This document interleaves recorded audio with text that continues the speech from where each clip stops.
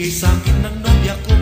11 tuta, 10 inaanak, 9 na case ng beer, 8 lechong baboy, 7 berdeng una, 6 na sopa, 5 pulang lobo, bayan, 4 na pagong, 3 sakong bigas, 2 payo, at 1 basketball na bago.